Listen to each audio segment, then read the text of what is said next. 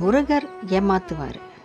எதையெல்லாம் ஏமாத்துவாருன்னா, முருகர் பக்தர்களான நமக்கு ஒரு கெடுதல் நடக்குதுன்னா அந்த கெடுதலுக்கே ஏமாற்றம் இருக்கும்.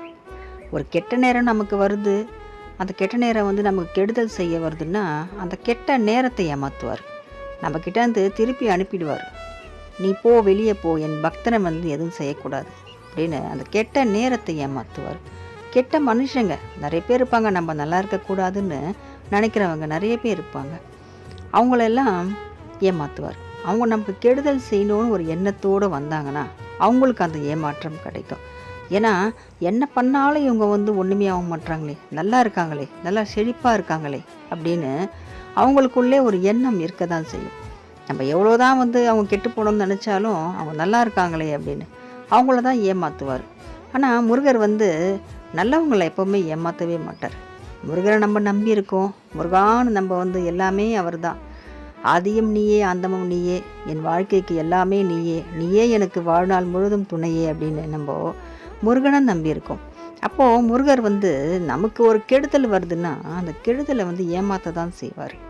ஒரு கெட்டவங்க நமக்கு கெடுதல் பண்ண வராங்கன்னா அவங்களையும் ஏமாற்ற தான் செய்வார். அப்போது யாரையுமே ஏமாற்றாமல் இருக்கணும்னா நம்ம நல்லவங்களாக இருக்கிறோம், நமக்கு கஷ்டம் வரும் இல்லையா?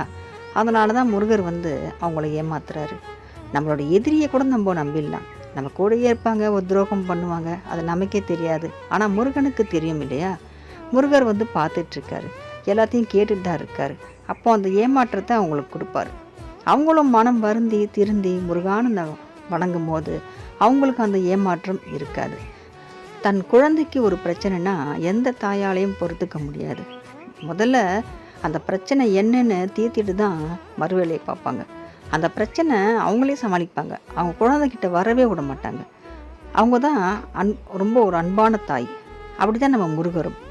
அவரே நமக்கு தாயும் தந்தையுமா இருந்து எந்த பிரச்சனையும் நம்மக்கிட்ட கிட்ட வராத அளவுக்கு அவர் காப்பாற்றுவார்.